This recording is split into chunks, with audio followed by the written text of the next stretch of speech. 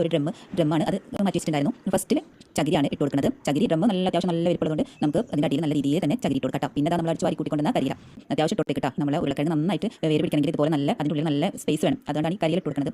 പിന്നെ കടയിൽ ഞാൻ പറഞ്ഞില്ലേ കുറേ വേസ്റ്റ് കിട്ടി, അതാ കുറേ വേസ്റ്റ് ഉണ്ടായിരുന്നു. കടയിൽ നിന്ന് കിട്ടിയ ചെറുനാരങ്ങ ഉണ്ട്, അതുപോലെ ഉരുളക്കിഴങ്ങ് എല്ലാം ബീട്രൂട്ട് ഇട്ടിട്ടാ. പിന്നെ കുറേ ബീൻസിൻ്റെയും അതുപോലെ ക്യാരറ്റിൻ്റെയും വെണ്ടയ്ക്കിൻ്റെ ഒക്കെ വാടിയതാണ്. അപ്പോൾ ഞാൻ കരിയിലയുടെ മേലെ ഇട്ടോട്ട് ഇനി വെള്ളത്തിൻ്റെ മേലെ കുറച്ചും കൂടി കരിയില നന്നായി കരിയില കുത്തി നടക്കുന്നുണ്ട്. കരിയില പിന്നെ നമുക്ക് മണ്ണില്ലാത്തതുകൊണ്ട് കരിയില തന്നെ ഇടണം. പിന്നെ നമുക്ക് വേര് പിടിക്കാനൊക്കെ നല്ലത്, അതുപോലെ കിഴങ്ങിൻ്റെ നല്ലതുപോലെ കരിയില ഇട്ട് കൊടുക്കണം കേട്ടോ. കരിയില മാക്സിമം കമ്പോസ്റ്റ് ആക്കി വെക്കാൻ പറ്റുന്നോടത്തോളം കമ്പോസ്റ്റ് ആക്കി വെക്കാം. പിന്നെ അതുപോലെ നമ്മുടെ ചട്ടികളിലൊക്കെ നിറച്ച് കൊടുക്കാം. അടിച്ച് വാരിക്കൊണ്ട് കരിയിലൊക്കെ നിറച്ച് കൊടുക്കാം. പുതിയ കൃഷിക്കാരൊക്കെ ഉണ്ടെങ്കിൽ ഇതുപോലെ തൈ മുളപ്പിച്ചെടുക്കണം എനിക്ക്. അപ്പോൾ വേര് മുള വന്നിട്ടുള്ള ഉരുളക്കിഴങ്ങിൽ തൈകളായിട്ടില്ല. അപ്പോൾ ഞാൻ എന്ത് ചെയ്ത് പൊട്ടി മിക്സ് ഇതുപോലെ ഒരു നമ്മുടെ ഡിസ്പോസിബിൾ ഗ്ലാസ് ഇല്ലേ, അതിലേക്ക് അത് ഗ്ലാസിൻ്റെ ഡിസ്പോസിബിൾ ഗ്ലാസ് ആണ്. അപ്പോൾ അതിൽ ഞാൻ കുറച്ച് പൊട്ടി മിക്സ് ഇട്ട് കൊടുത്തിട്ട് അതിൽ ഉരുളക്കിഴങ്ങ് കുത്തി വെക്കാൻ ചെയ്യും. മുള വന്ന ഉരുളക്കിഴങ്ങ് അത് കുത്തി വെക്കാൻ വിചാരിച്ചു. അപ്പോൾ ഇനി ഇതാകുമ്പോൾ അതിൻ്റെ അടിഭാഗം നമുക്കൊന്ന് ജസ്റ്റ് ഒന്ന് ഇതാക്കി കൊടുത്താൽ മതി. അതിൽ തൈകളൊക്കെ മുളച്ച് വരുന്ന സമയത്ത് അപ്പോൾ ഞാൻ അതിലേക്ക് ഇറക്കി വെച്ചിട്ടുണ്ട് കേട്ടോ.